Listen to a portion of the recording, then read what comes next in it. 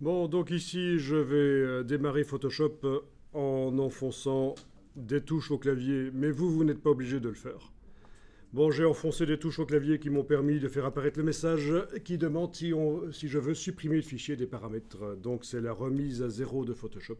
Je réponds oui. Alors tout ne se remet pas à zéro. La palette des scripts, les réglages de profil couleur, par exemple, ne se remettent pas à zéro. Mais les outils devraient être remis à zéro.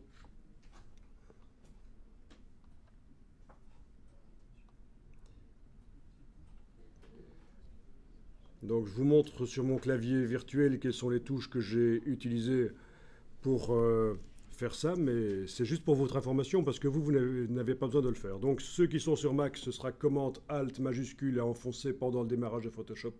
Ceux qui sont sur PC, ce sera Ctrl Alt majuscule. Donc c'est comme ça qu'on fait apparaître ce message. Alors, on va mettre au point un logo rapidement ici. Donc vous allez faire un nouveau document et on va évidemment définir les dimensions en pixels.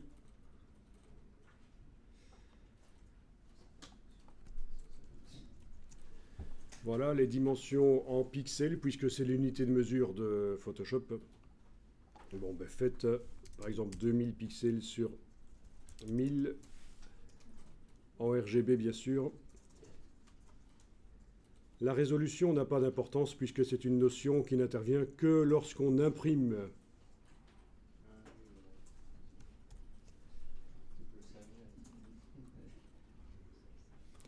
Touche F, je passe plein écran. Mais vous êtes déjà plein écran sur le PC, donc ça, vous n'avez pas besoin de faire, je pense. Quand vous utilisez la barre d'espacement, vous arrivez bien à bouger l'image. Pas de problème, comme ça, librement.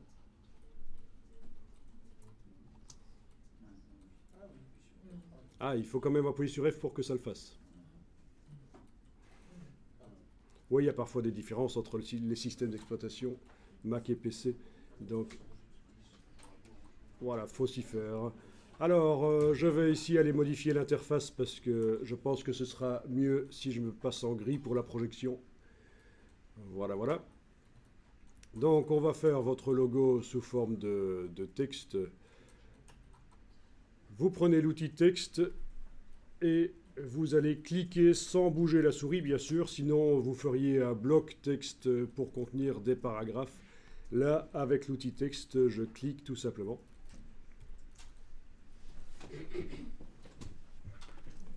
Et vous tapez ce que vous voulez.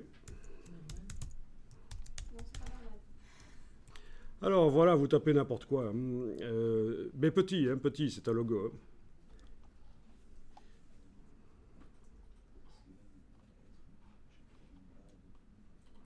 Voilà, donc on est sur un calque de texte. Vous allez pouvoir agrandir ça, notamment en faisant un CTRL-T. Prendre.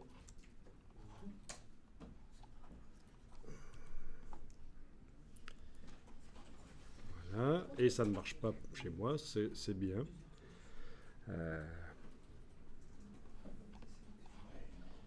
Ok. Voilà, CTRL T et avec la touche majuscule, vous prenez les poignées du coin et vous agrandissez. Et vous validez. Bien.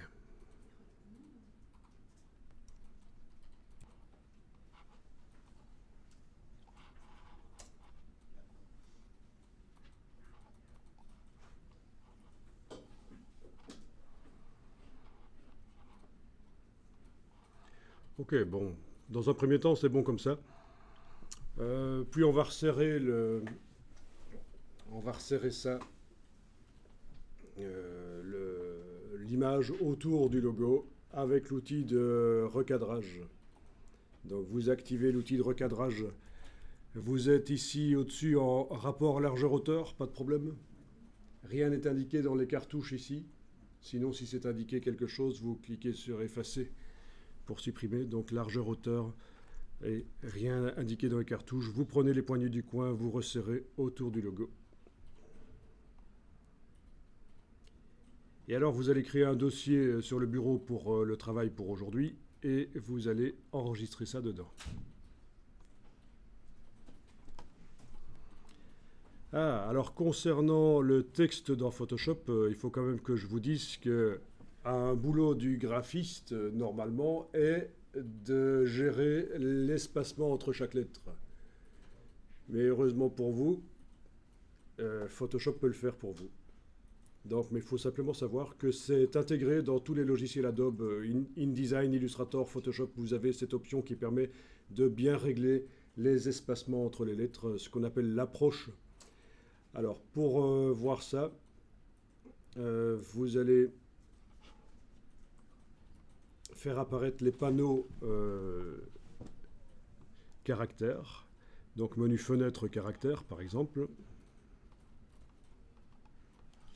Alors. Voilà. Bon, sinon, quand vous êtes avec l'outil texte, vous avez la possibilité de faire apparaître les panneaux avec l'icône ici.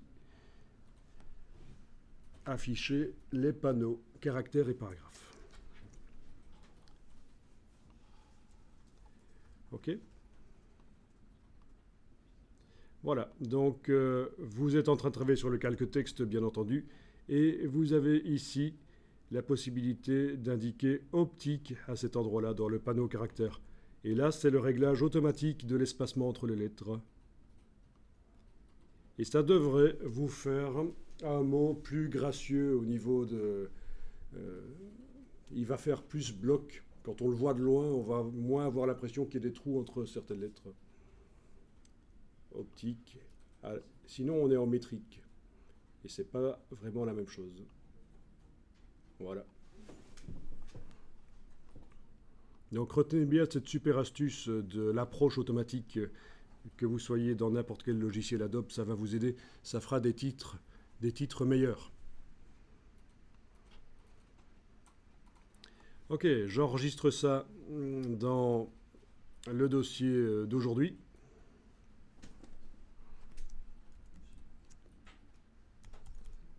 Et je vais l'appeler logo.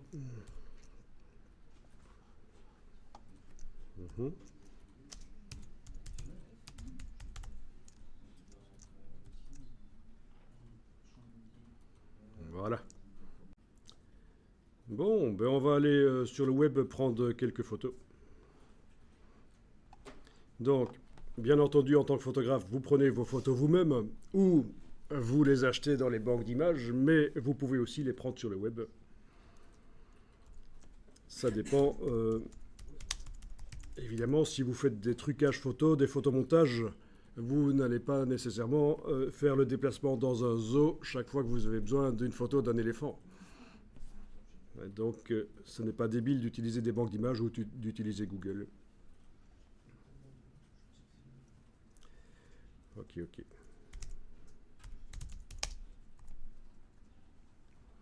Bien. Bon, ben là, j'ai tapé public domaine entre guillemets pour quand même trouver des images que j'ai le droit d'utiliser parce qu'elles sont dans le domaine public. J'aurais pu utiliser le système Creative Commons du moteur de recherche Google. C'est aussi une autre possibilité. Ok, au niveau des outils de recherche, je vais quand même demander des images. Oui, quoique, non, ici je vais prendre les images qui viennent là, parce que le web n'étant pas toujours très très rapide, on va voir que ça fonctionne, ce qu'on va faire là, mettre un logo en bas à droite sur une image, sur une série d'images, quelle que soit l'orientation de l'image, verticale, horizontale, quelle que soit sa définition.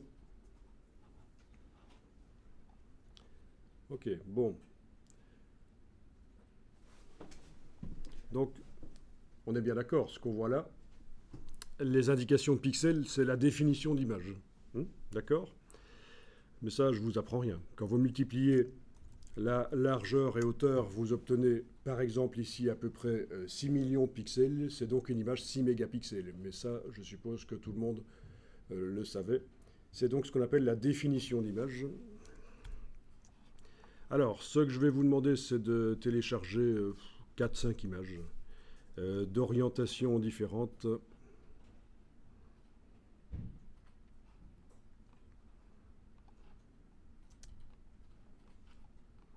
vite fait comme ça.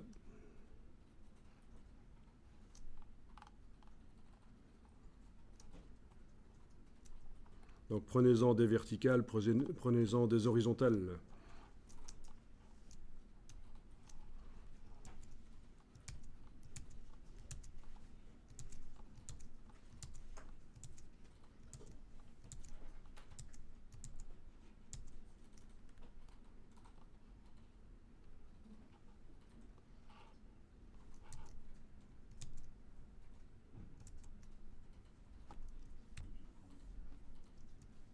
Ce que montre l'image n'a pas d'importance en fait. C'est juste pour avoir un support pour mettre au point le script et le tester.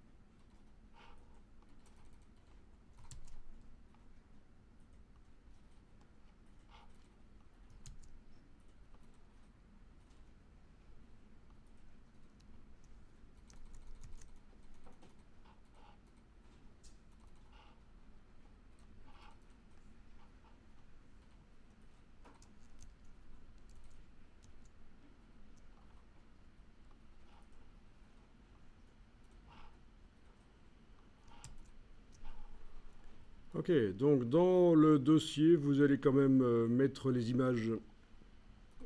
Dans le dossier d'aujourd'hui, vous les mettez dans un sous-dossier.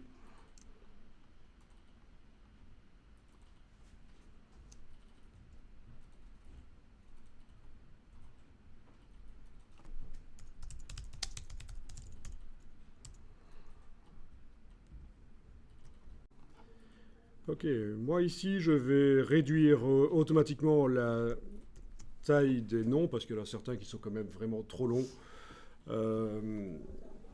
C'est l'occasion que je vous parle d'un logiciel. Pour ceux qui travaillent sur Mac, vous allez voir le logiciel que je vais vous montrer là, c'est le seul qui permet de faire ça. Ceux qui travaillent sur PC, vous allez voir que vous avez, en recherchant sur Google, vous allez trouver plein de logiciels, même gratuits parfois, qui permettent de renommer les fichiers. C'est ce que je veux vous montrer ici, c'est un logiciel de renommage de fichiers. Donc ceux qui travaillent sur Mac, c'est celui que je vais vous montrer qui est le seul qui existe. Sinon, sur PC, vous allez en avoir plein, même parfois gratuits. Donc j'active toutes les images là, je vais dans le logiciel qui s'appelle A Better Finder Inem. Si je vous parle de ça, c'est parce que c'est vraiment essentiel. Dès qu'on commence à jouer avec les images, avec beaucoup d'images, il faut absolument avoir un logiciel de renommage. Ça va vous être utile énormément. Et alors, ça permet de faire plein de choses sur le texte. Donc, vous avez plein de rubriques, avec dans chaque rubrique possibilité d'insérer un certain texte en face, juste avant un texte existant déjà dans le nom. Vous avez sélectionné les images et puis vous êtes allé dans quoi? Donc là, j'ai sélectionné les images et puis je suis allé dans un logiciel que j'ai installé sur l'ordinateur qui s'appelle Better Finder Inem. Il est payant celui-là. Celui-là est payant, oui. Et pour Mac, il n'y a rien de gratuit. Il n'y a pas de gratuit pour le Mac, non. Il n'est pas très cher et c'est un investissement qui vaut vraiment la peine. Oui. Voilà. Donc là, je vais aller dans la partie qui permet de réduire. Je vais demander de réduire à 30 caractères. Et voilà. Donc à gauche, vous avez les noms actuels et à droite, vous avez ce qu'ils vont devenir. Par contre, il faudrait que je le fasse en ne tenant pas compte de l'extension. Voilà, comme ça, les extensions restent.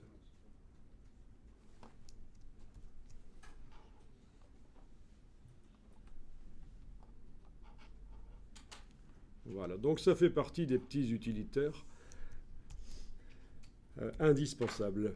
un utilitaire de renommage de fichiers. Alors au niveau du prix,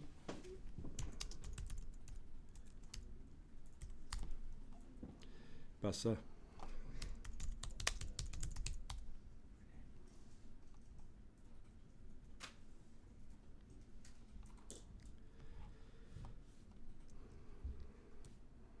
Donc on est à 19 $ en fait. Et ça les vaut largement, mais vraiment très très largement. Et alors il faut vraiment surtout pas hésiter à investir quand vous avez besoin de quelque chose, plutôt que de faire quelque chose manuellement qui vous prend beaucoup de temps, investissez dans un petit logiciel qui va le faire. J'ai vu trop souvent, moi, des gens qui passaient des heures à faire des trucs qui auraient pu être faits en des minutes, en quelques minutes. Et ils rechignaient à acheter le logiciel qui vaut quand même pas grand-chose. Souvent, c'est des petits utilitaires pas chers. Ils rechignaient à... Ils préfèrent perdre beaucoup de temps. Et donc ça, c'est pas la bonne attitude. Il faut vraiment savoir investir un tout petit peu quand même dans des petits utilitaires, des petits logiciels quand c'est vraiment nécessaire. Il ne faut pas hésiter. Il y a vraiment un retour sur investissement intéressant. Donc voilà, ça n'avait rien à voir avec l'exercice là qu'on fait maintenant, mais je vais souvent faire des petites parenthèses comme ça pour vous donner des petites astuces.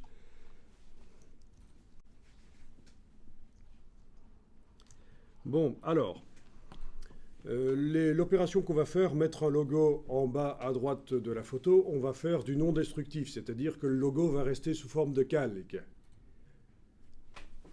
Et on démarre de formats d'images qui ne peuvent pas contenir des calques. Et donc, ça va nous poser des problèmes. Donc, une des premières choses à faire, c'est de faire en sorte que toutes ces images deviennent des images qui peuvent contenir des calques. On va les transformer en Photoshop. Et donc, pour ça, vous allez dans Photoshop et on va utiliser le processeur d'images. Fichier, script, processeur d'images. Bon, il fut un temps où on faisait ça en mettant au point soi-même un script pour convertir d'un format vers un autre.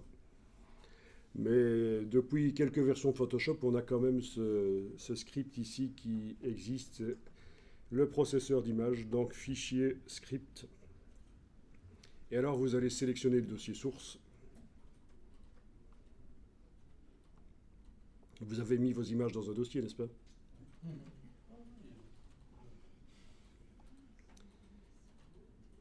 Vous pouvez choisir d'enregistrer au même emplacement.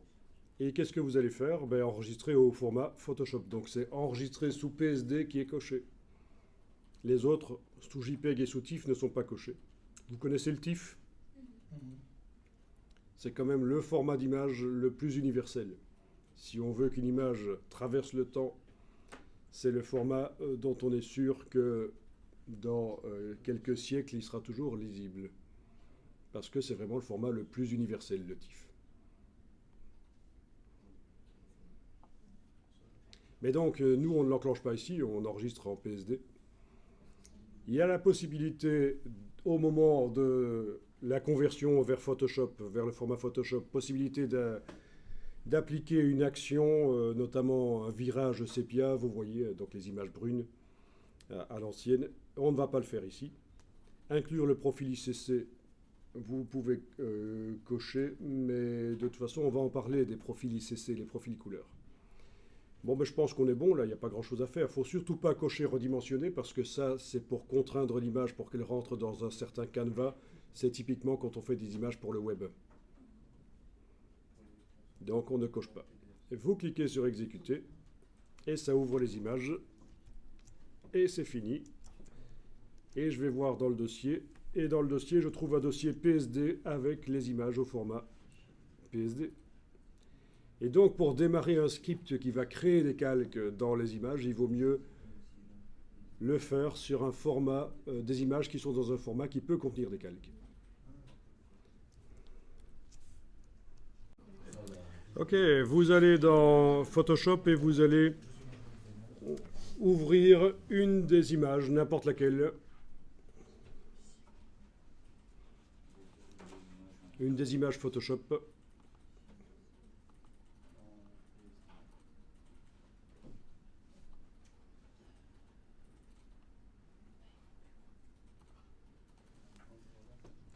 Alors voilà, on veut faire un script qui met un logo en bas à droite de toute une série d'images qui n'ont pas du tout les mêmes proportions. Certaines sont horizontales, d'autres verticales.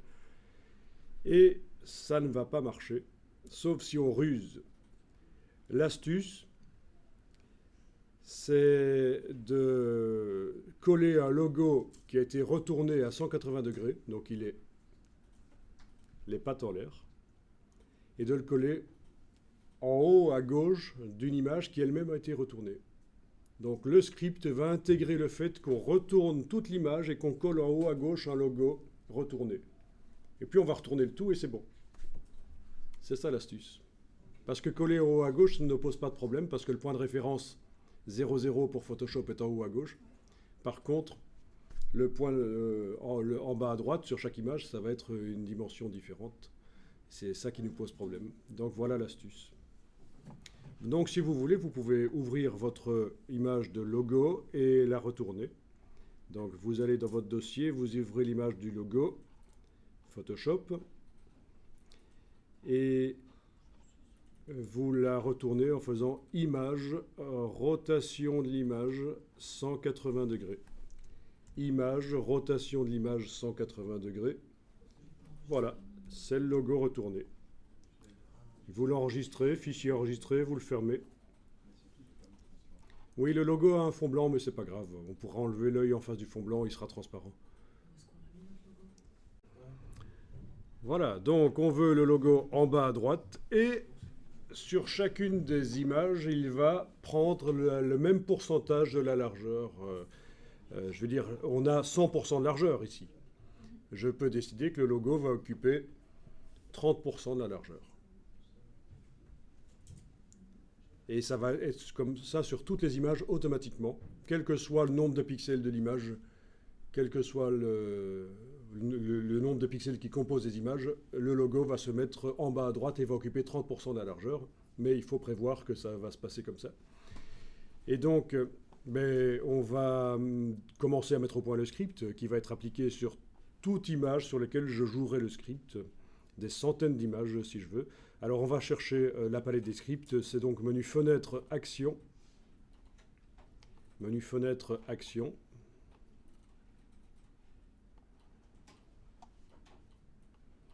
Alors il existe deux types de scripts dans Photoshop. Il y a les scripts qui maintenant s'appellent les actions et il y a les scripts qui s'appellent les scripts. La différence c'est quoi? Ceux-là, fichiers script, ce sont des scripts programmés en JavaScript ou en Visual Basic. Enfin, c'est de la programmation. Tandis que ceux-ci, ce sont des enregistrements d'actions qu'on fait dans Photoshop. Ce sont des macros, c'est beaucoup plus simple. Des scripts pour Photoshop, il y en existe sur le web que vous pouvez télécharger, même parfois gratuit, et installer dans Photoshop. Ça va vous ajouter des fonctionnalités à Photoshop. Donc, des scripts programmés en JavaScript ou en Visual Basic. Des scripts d'action aussi, notamment pour faire des textures, pour donner des effets sur les images. Les deux existent, mais c'est vraiment différent. Ça s'appelle script. On a tendance à appeler les actions script parce que c'est comme ça que ça s'appelait avant, mais c'est quand même une approche différente.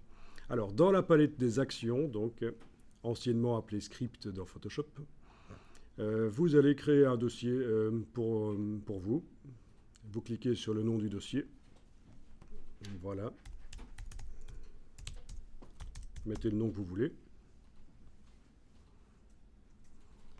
Et dans ce dossier, on va créer un script en cliquant sur le bloc de feuilles ici.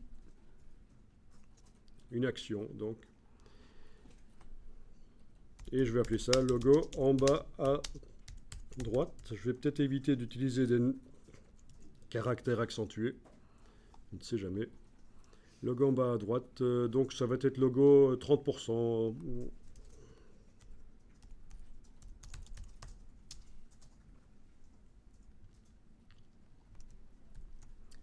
Vous cliquez sur enregistrer, ça enregistre tout ce que vous faites. Donc attention, si vous avez plusieurs images ouvertes dans Photoshop et que vous commencez à passer de l'une à l'autre, ça s'enregistre dans le script, le fait que vous passez d'une image à l'autre. Hein. Donc il ne faut pas faire n'importe quoi. Donc vous avez évidemment le bouton stop pour arrêter l'enregistrement, le temps de faire quelque chose qui n'a rien à voir avec le script. Donc là, je le relance l'enregistrement. Et une des premières choses qu'on va faire, c'est donner à l'image ici une largeur de 10 cm. Parce qu'on va utiliser les valeurs métriques dans le script ici, qui va servir à mettre un logo en bas à droite. Elles vont nous servir. Donc vous allez dans le menu Image, taille de l'image. Dans le menu, dans la boîte taille de l'image, vous avez ceci, c'est le moteur de multiplication et de division du nombre de pixels, le rééchantillonnage. On le décoche. On ne veut pas modifier le nombre de pixels de l'image. Celle-ci fait, dans mon cas, 1280 sur 1920. Et j'ai pas envie qu'il y en ait plus ou moins. Il faut que le nombre de pixels reste même. Donc je décoche le moteur de modification du nombre de pixels dans l'image. Vous indiquez ici mesure en unités centimètres, si ce n'est pas déjà le cas. Et pour la largeur, vous allez indiquer 10. Alors, qu'est-ce qui va se passer? Le nombre de pixels de l'image ne va pas changer. Par contre, je vais passer de 45 cm à 10. Donc, par rapport à la taille qu'aurait l'image, si je l'imprime, elle va faire 10 cm de large au lieu de 45. Et logiquement, les pixels vont se tasser les uns sur les autres, la résolution va augmenter. C'est le syndrome de la couette. Vous avez une couette, vous la bourrez dans une armoire, elle n'est pas constituée de plus de matière, mais la matière est plus dense.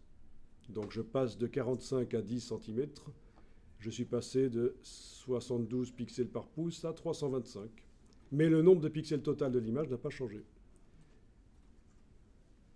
Ça, c'est essentiel de comprendre ce genre de choses. Moi, j'ai trop souvent vu des gens qui font des travaux très bien dans Photoshop, et puis au dernier moment, ça part en couille, le travail devient flou, parce qu'ils ont fait une opération, ils ont cru comprendre quelque chose, et ils n'ont rien compris, en fait, à ce qu'est la résolution, etc. Voilà, OK.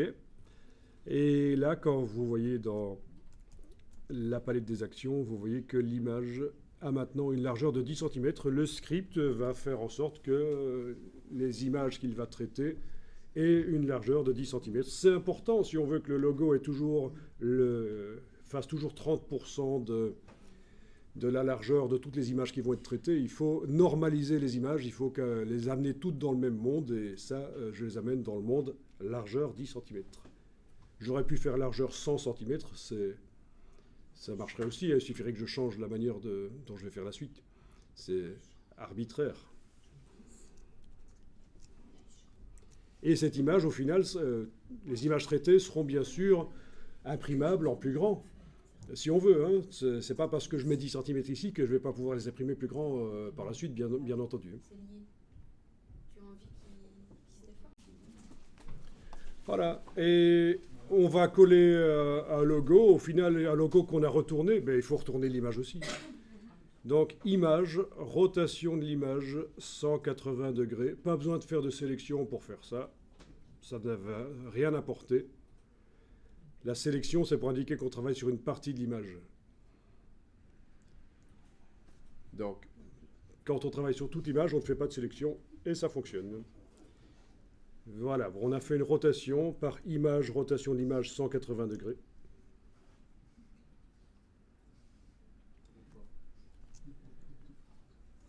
Ensuite, vous allez prendre l'outil de création de sélection rectangulaire. Bien entendu, son contour progressif est sur 0. Vous n'avez pas de bord flou. Bon, outil de création de sélection rectangulaire. Vous passez plein écran, touche F si nécessaire. En tout cas, voilà, vous devez avoir comme ça un bord gris autour de l'image. Et vous allez commencer à tracer, cliquer, glisser. Et alors, vous voulez que le logo occupe 30% de la largeur, vous allez mettre 3, à peu près 3 cm, puisqu'on a une image de 10 cm de large. Voilà, vous pouvez faire 3 si vous voulez. Ça pourra changer après. On peut modifier le script après. Voilà. À peu près 3 sur 3, on n'est pas un chouille après. Voilà. Je vais faire comme ça. Donc, j'ai fait un carré de 3 cm sur 3 en haut à gauche de l'image, qui est en fait le bas à droite, hein, en réalité. Et ceci vient de s'enregistrer dans le script. On voit que l'origine, c'est 0, 0 en haut à gauche, et que la dimension, c'est ceci. Voilà. Bon, vous cliquez sur Stop, on arrête l'enregistrement du script et on va ouvrir le logo. Parce que notre logo, il n'a pas la bonne dimension, il fait peut-être pas 3 cm de large ou 2,5. Donc vous avez arrêté l'enregistrement du script en cliquant sur le petit stop. Vous avez ouvert votre logo. Vous allez dans le menu Images, taille de l'image. Toujours en ayant le rééchantillonnage décoché, vous allez donner au logo la dimension que vous voulez qu'il ait. J'ai une zone de 3 cm, mais j'ai peut-être pas envie que le logo aille jusqu'au bord de l'image. Donc je vais lui donner une dimension par exemple de 2 cm de large. Il va se centrer dans la sélection. OK. Donc, le logo a bien une dimension de 2 cm de largeur. C'est parfait. Je mets à jour le fichier sur le disque dur, fichier enregistré. Je peux fermer le logo, fichier fermé. Voilà. Donc, l'exercice ici est intéressant à plus d'un titre, bien sûr. Ça, au final, vous allez avoir un script qui vous permettra de mettre un logo en bas à droite sur vos images, mais ce n'est en fait qu'un prétexte. C'est vrai qu'en plus, le résultat est utile, mais c'est un prétexte pour apprendre à utiliser les actions de Photoshop et parler un peu des dimensions d'image. Voilà, donc c'est ça aussi le but, hein. Alors, dans la palette des scripts, vous recommencez l'enregistrement et vous allez importer le logo. Fichier, importer. Alors, dans la version CC de Photoshop, il y a les deux possibilités. Importer et incorporer ou importer et lier. Il y en a qui travaillent encore dans C6. Oui. Donc vous n'avez que l'option importer et incorporer, qui s'appelle importer en fait. Ça veut dire que quand on amène un élément dans Photoshop, il est dans le fichier Photoshop et Photoshop ne regarde pas ce qui arrive au fichier sur le disque dur. Le fichier qu'on a importé, il s'en occupe plus. Quand on fait un importer et lier, on importe un élément dans Photoshop et Photoshop continue à regarder, tiens, qu'est-ce qu'il arrive au fichier sur le disque dur. Si le fichier change, il propose de faire une mise à jour. C'est le principe du lien, tel qu'il existe depuis longtemps dans Illustrator et InDesign, et c'est intégré maintenant à Photoshop. Bon. Alors si vous voulez, on va faire à la manière C6, donc importer et incorporer, comme ça ceux qui travaillent dans C6 pourront reproduire la chose. Importer et incorporer, et je vais chercher le logo.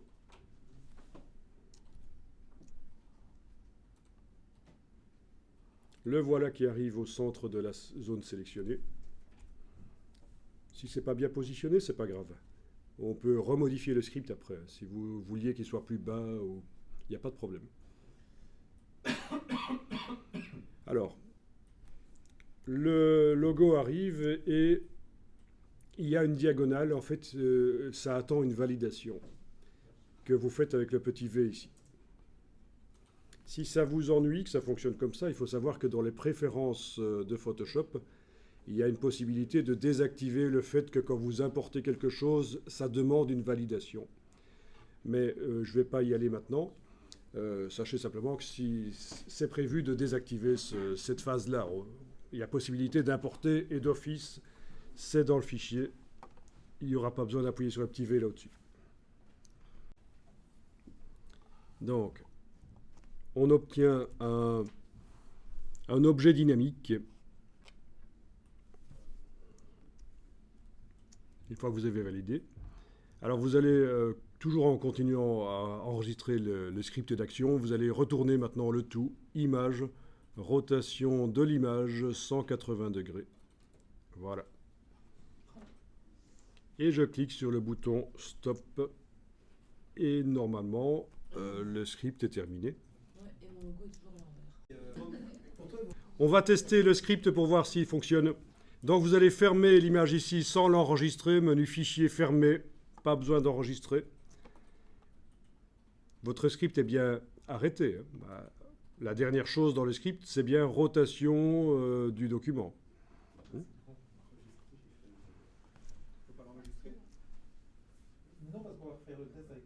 Non, il ne faut pas l'enregistrer. Ça a mis au point, ça a servi à mettre au point le script, mais on va maintenant demander à Photoshop on va demander à Photoshop de jouer le script sur plein de photos. Alors, à ce stade-ci, si Photoshop plante, tout est perdu.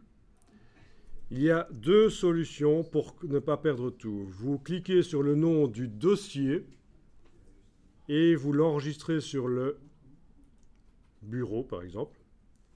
Enregistrer les actions. Oui, parce que ce n'est pas le script qu'on enregistre, c'est le dossier qui contient le script. Donc, il faut, faut cliquer sur le nom du dossier. Voilà. Donc on clique, et puis... Comment ça ne fonctionne pas? Sur le PC, on ne sait pas enregistrer en cliquant sur le nom du dossier. On fait un clic droit ou peu importe. Non, il faut d'abord cliquer sur le nom du dossier, puis vous allez dans le menu, enregistrer les actions. Mais si vous cliquez sur le nom du script, ça ne marche pas. Il n'y a pas enregistré les actions. C'est pour ça que je vous dis, c'est bien sur le nom du dossier qu'on clique. Autoriser l'enregistrement d'outils, c'est ça? Voilà.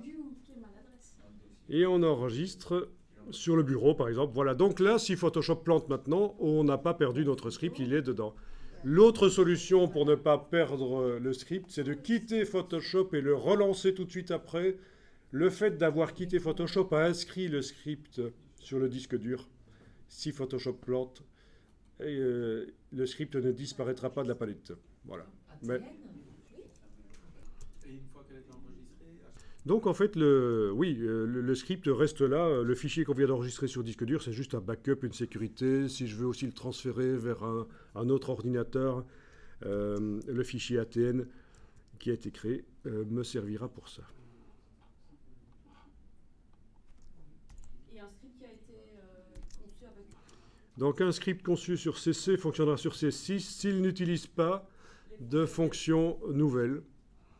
Sinon, l'autre question, le script est compatible Mac-PC. Un script fait dans la version Mac fonctionnera dans la version PC et inversement. Par contre, il y a un truc qui fait bugger tout, c'est la langue. Un script conçu dans une version française de Photoshop ne fonctionnera pas dans la version anglaise puisque ça fait appel à des items de menu qui n'existent pas. C'est pour ça que souvent, quand on télécharge un script du web, il ne fonctionne pas dans la version française. Il faut faire passer son Photoshop en anglais. Et ça, c'est très facile. On peut installer les logiciels Adobe dans 27 langues différentes. C'est pas un problème. Et le faire passer Photoshop de français à anglais, c'est très rapide. Menu Photoshop, préférences, interface. Et vous avez ici le choix de la langue. Cette version-ci, je ne l'ai installée qu'en français. Mais si j'allais chercher et installer la version anglaise, je pourrais le lancer en anglais. C'est juste une question qu'il faut aller chercher la version anglaise. Donc, si vous avez déjà anglais, on réinstalle par-dessus, c'est ça. Avec le manager d'application Adobe, dans les préférences, il y a... Ah voilà, c'est là. Dans les préférences Creative Cloud, vous avez le choix de la langue. Et donc, si je voulais la version anglaise de la Creative Cloud, ou de un logiciel ou l'autre, je choisirais anglais. Et j'installerai à nouveau les applications. Alors on va tester notre script.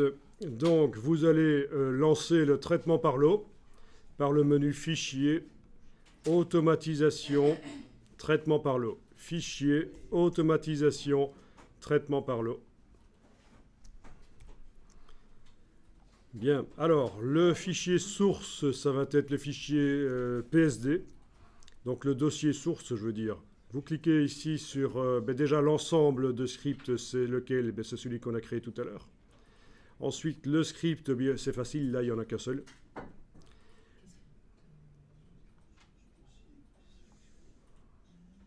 Le dossier on va chercher le dossier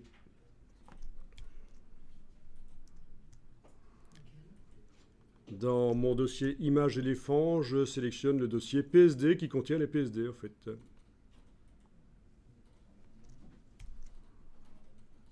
Puisqu'on avait dit que ça fonctionnera mieux le script si on travaille au départ d'images qui sont capables d'intégrer des calques. Donc voilà les trois choses que j'ai faites jusqu'à présent. Sélectionner l'ensemble, l'action, le dossier source. Alors, vous ne cochez surtout pas priorité sur les instructions d'action ouvrir parce que ça ferait planter le script. Pendant l'exécution, ça planterait. Pourquoi? Parce que ça suppose que si vous demandez qu'il y ait une priorité sur les instructions ouvrir, c'est qu'il y a des instructions ouvrir dans le script. Mais nous n'en avons pas. Donc il ne faut pas cocher. Inclure tous les sous-dossiers. Oui. Dans ensemble, il faut mettre notre dossier, c'est ça? Pardon? Dans le petit rectangle ensemble. Ensemble. Oui, voilà, c'est ça. Ah, Si on a oui. gardé les images ouvertes à l'écran, ça pose un problème ou pas? Ça ne pose pas trop de problème qu'elle soit ouverte à l'écran, mais il vaut mieux qu'elle ne soit pas ouverte pour dégager de la mémoire pendant l'exécution du script. Donc inclure tous les sous-dossiers si vous voulez, si vous en avez. Supprimer les boîtes de dialogue d'options d'ouverture, on peut cocher ça. Supprimer les avertissements sur les profils couleurs, on peut cocher ça aussi. Voilà. Et alors, il ne faut surtout pas garder ceci arrêt en cas d'erreur, parce que des erreurs, il y en a forcément pendant l'exécution du script, parce que Photoshop va essayer d'ouvrir des fichiers cachés que vous ne voyez pas nécessairement, surtout quand on est sur Mac. Sur Windows, on voit plus les choses, mais sur Mac, il y a plein de fichiers cachés. Alors, il vaut mieux, de toute façon, demander de consigner les erreurs dans un fichier. Et vous cliquez sur « Enregistrer sous » pour indiquer où vous allez enregistrer ce fichier. Mais en fait, ça n'a pas d'importance. Vous l'enregistrez n'importe où, sur le bureau si vous voulez. C'est juste un fichier qu'on ne va même pas aller lire. Mais il faut qu'il soit là. Sinon, dès la moindre erreur dans l'exécution du script, il va s'arrêter et les images suivantes ne seront pas traitées. Donc, il faut faire ça. Alors, la destination, ça va être un dossier que je vais sélectionner. Et en fait, je vais créer le dossier.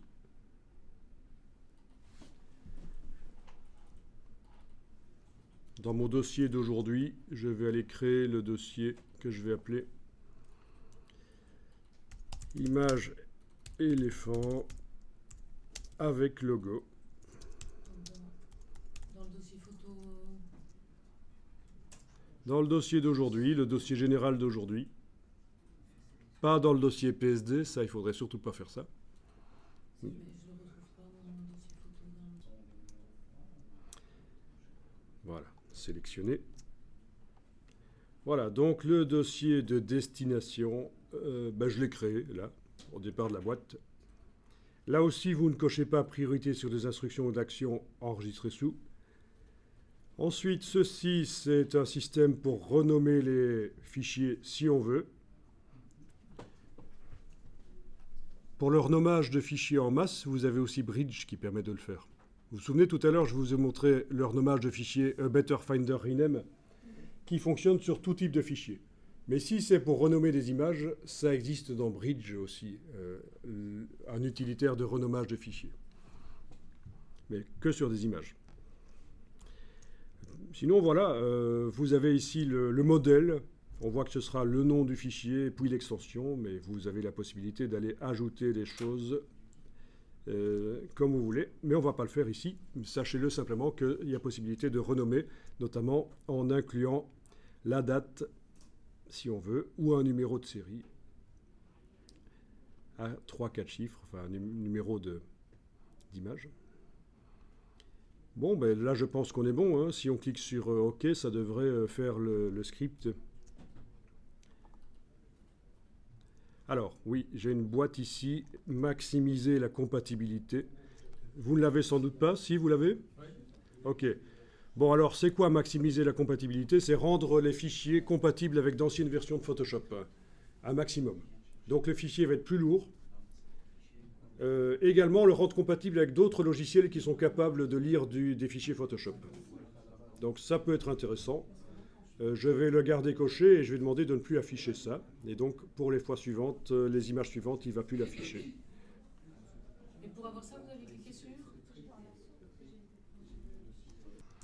Donc voilà, on a confirmation que si on, avec ton expérience là, si on essaye de faire ça sur les images JPEG, ça ne marche pas.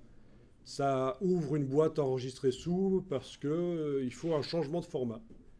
Le script a mis un calque dans l'image, elle ne peut plus être enregistrée en JPEG et c'est pour ça que Photoshop ouvre la boîte enregistrée sous. Si vous choisissez de faire le script sur des images JPEG.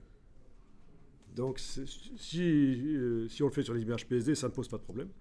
Et alors on va aller jeter un coup d'œil sur les images qui ont été créées. Donc vous avez la possibilité de les afficher par icône.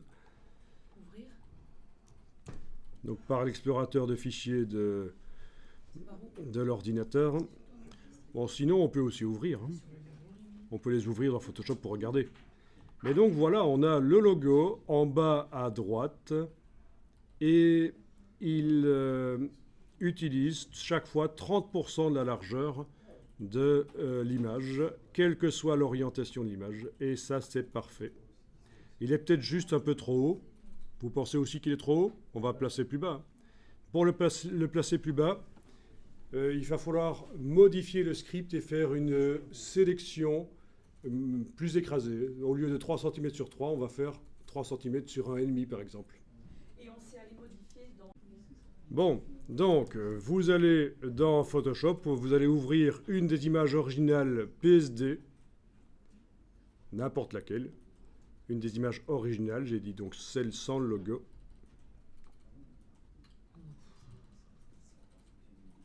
J'ai que du logo. On va chercher les anciennes. Je vais les trouver où? Ah, vous souhaitez arrêter les mettre.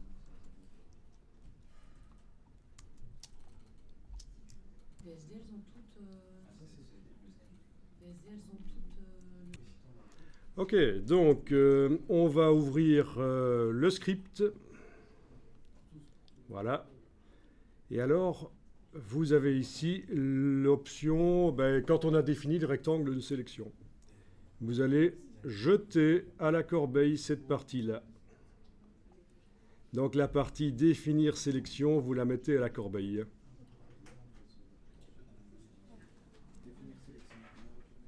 Vous activez l'état qui était juste avant, hein, rotation à 180 degrés.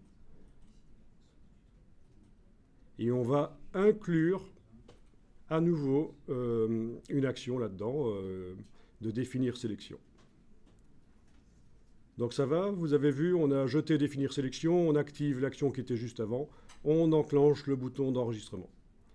Et on prend l'outil de rectangle et on trace, et cette fois-ci, au lieu de 3 cm, stop, attendez, non, retourner l'image, non, mais en tout cas la mettre à 10 cm, oui. Donc là, je jette définir sélection. OK. Donc sans enregistrer dans le script, vous faites menu image, taille de l'image, et vous la mettez à 10 cm de largeur. Voilà. Voilà. D'accord? Donc sans enregistrer, vous faites image, taille de l'image, vous la mettez à 10 cm de largeur. Ben oui, il faut être dans les conditions dans lesquelles elle sera à ce moment-là de l'exécution du script. Donc je vais recommencer l'enregistrement au départ de là. Cette fois-ci, ça va marcher. Avec l'outil de création de sélection rectangulaire, donc je vais faire 3 cm de largeur et cette fois-ci 1,5 de hauteur ou 1,25. Bon. En tout cas, voilà, le résultat, c'est que le logo sera plus bas dans l'image.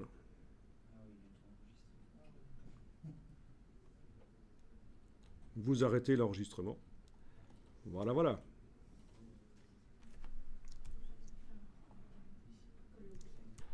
Alors c'est vrai que je l'ai fait sur une image non retournée, mais ça n'a pas d'importance. Hein.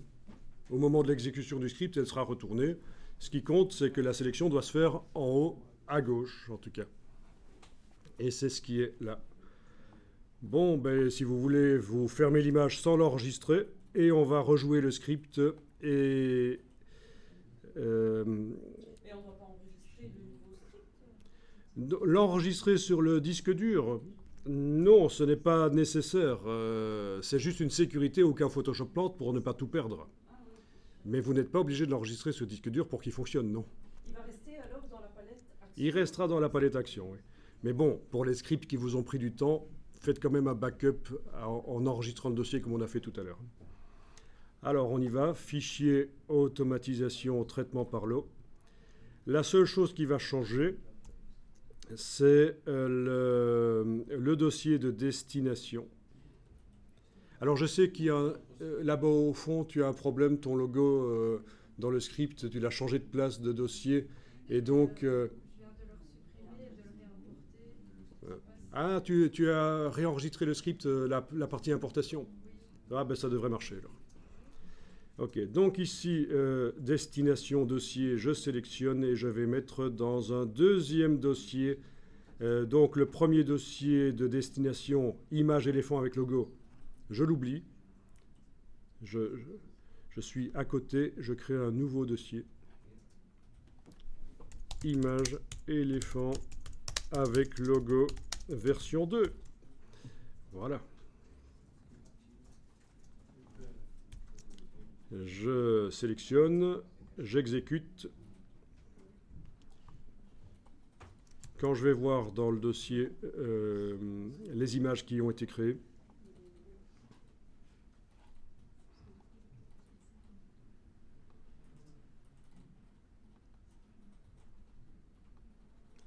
j'ai donc le logo qui va être plus bas. Voilà. Donc possibilité de repositionner le logo en faisant une zone de sélection différente. Il se met au centre de la sélection quand on l'importe. Alors, si je veux modifier le logo, ben c'est tout à fait possible. Si je veux que ce soit un autre logo ou une couleur différente, je vais l'ouvrir. Le logo original, là, voilà. Le temps de le modifier, je vais peut-être le retourner. Ce sera plus sympa. Image, rotation de l'image, 180 degrés.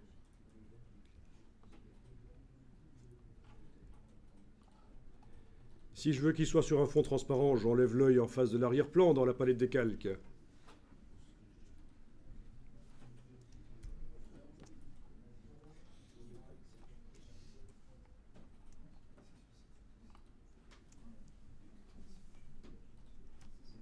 Bon. Alors on va mettre un contour sur le logo, parce que si il est sur certaines images, il ne sera pas visible. Sur une image très sombre, le mot photo ne sera pas visible. Voilà. Donc on va mettre un effet spécial de contour sur le calque de texte en allant, ben, par exemple, dans le petit FX là en bas. Contour. Contour extérieur. En blanc. Voilà. Donc, en ayant le calque texte activé, je suis allé dans le petit FX jusque contour. Et dans le paramétrage du contour, j'ai augmenté la taille et je l'ai mis en position extérieure et j'ai changé la couleur. Voilà tout ce que j'ai fait. Et on voit un contour blanc qui apparaît.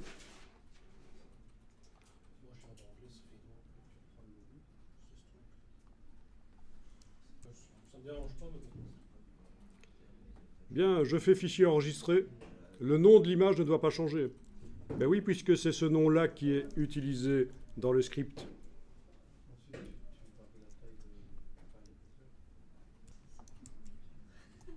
Ok, je rejoue le script.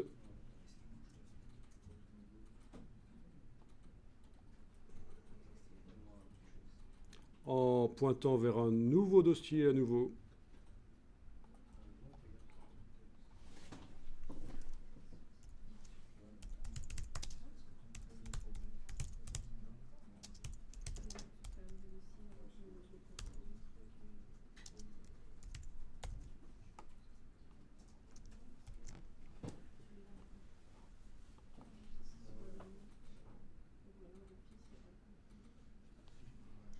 Voilà.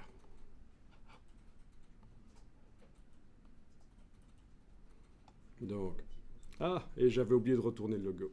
C'est pas grave. Ben oui, on oublie tout. Ok, je reviens sur le logo, image, rotation d'image 180 degrés, fichier enregistré. Je ferme, je recommence le traitement par l'eau.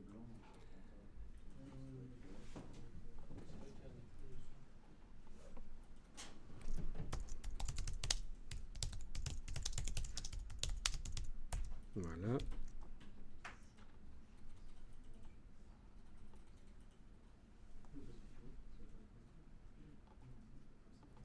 Voilà. Bon, ben cette fois-ci, ça fonctionne. Un logo sur fond transparent avec un contour blanc.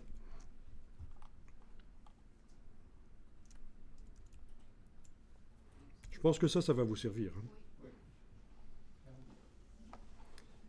pour mettre un copyright sur vos images.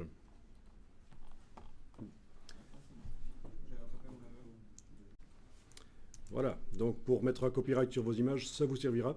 Sinon, pour vos images, pour les copyrighter, il y a au moins, je vois, 3 autres solutions.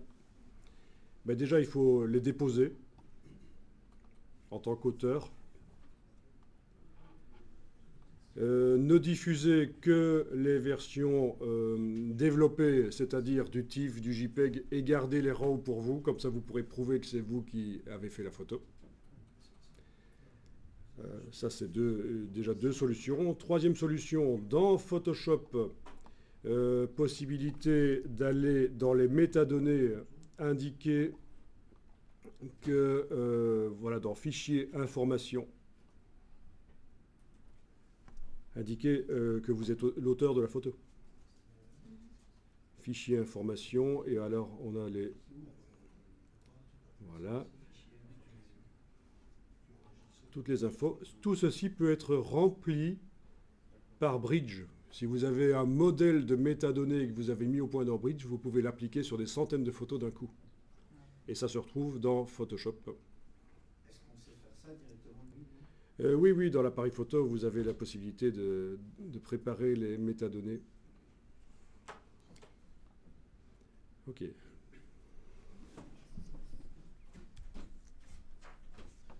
Alors, voilà, ici, dans les métadonnées, donc vous ouvrez une image et vous allez dans Fichier Information, et dans les métadonnées simples, vous devriez trouver ici État du copyright.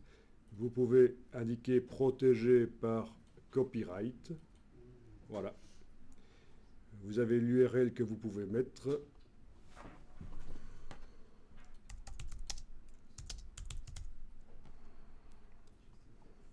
Ça, c'est pas l'URL, mais...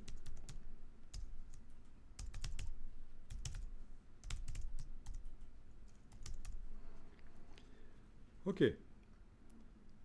Vous voyez ce qui se passe sur la barre ici? On a le petit signe copyright qui indique qu'il y a un copyright sur cette image. Donc ça, c'est la troisième solution pour protéger vos images. Après, l'idée pas trop conne de garder les RAW et de ne pas les diffuser.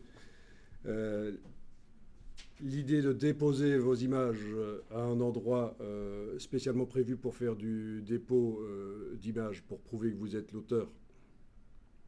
Voilà, la troisième solution, c'est de modifier les métadonnées dans Photoshop pour qu'il soit indiqué que vous êtes l'auteur. Et quatrième solution, vous la connaissez sans doute, c'est le Digimark, le filtre Digimark. Alors, qui se trouve où encore? Dans le menu filtre, mais où?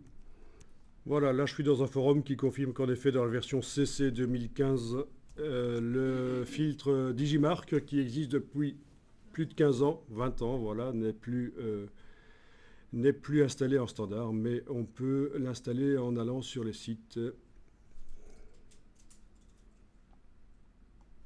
Le site digimark.com.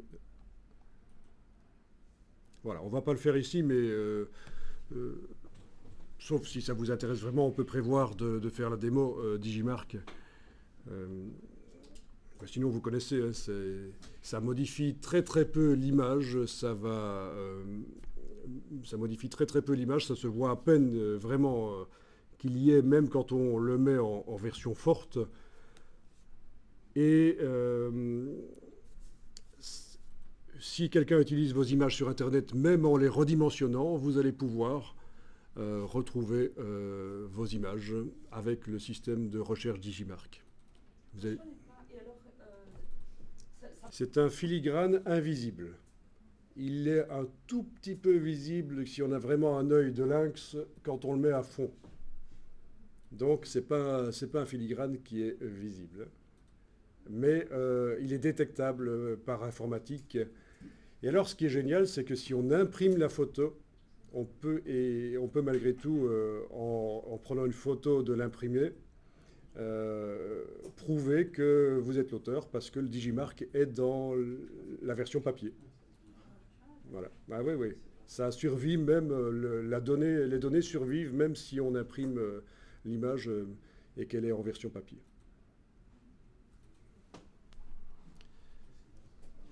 Mais c'est un service payant. et ça coûte cher? Ah oui, c'est par nombre. Voilà, donc j'ai les prix ici, jusqu'à 1000 images, $50 par an, jusqu'à 2000 images, $100 par an. Voilà, voilà. Et ça veut dire que si par exemple on a une photo, on ne peut pas Non, l'utiliser. vos photos sont toujours imprimables. Oui, mais avec un filigrane dedans. Mais le filigrane ne se voit pas, donc la personne qui imprime votre photo, qui vous vole votre photo, ne voit même pas qu'elle est protégée par Digimark.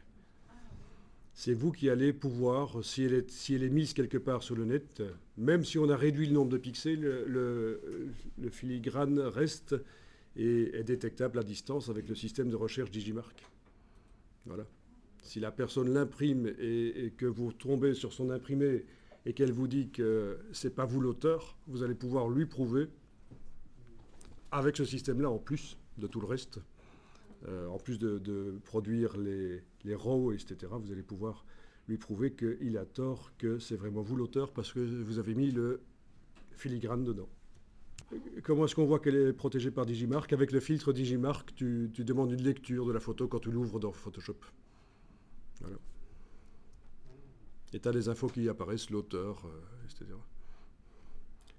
Il y a très peu d'infos. Hein. C'est l'auteur et la date, et je pense une URL peut-être. Je pense que ça ne va pas plus loin que ça. Bon, donc le script qu'on a mis au point, il pointe vers un logo qui est à un certain endroit. Enfin, je veux dire, il importe un logo qui se trouve à un certain endroit sur le disque dur. Tout le chemin est indiqué ici. Pour que le script fonctionne, même si vous le transportez vers un autre ordinateur, ce serait une bonne idée de faire en sorte que le script que vous importez soit sur le bureau. Parce que tous les ordinateurs ont un endroit qui s'appelle bureau. Mais sinon, il suffit, si vous transportez le script vers un autre ordinateur et que le dossier vers lequel le logo se trouve là n'existe pas, il suffit de réenregistrer, comme on a fait pour définir sélection, vous jetez importer, vous réimportez dans une image votre logo. Mais donc ça, il faut le savoir. Si vous testez ce script chez vous, il ne va peut-être pas fonctionner à cause de ça. Il ne va peut-être pas arriver à importer le logo qui sera à un endroit différent de maintenant.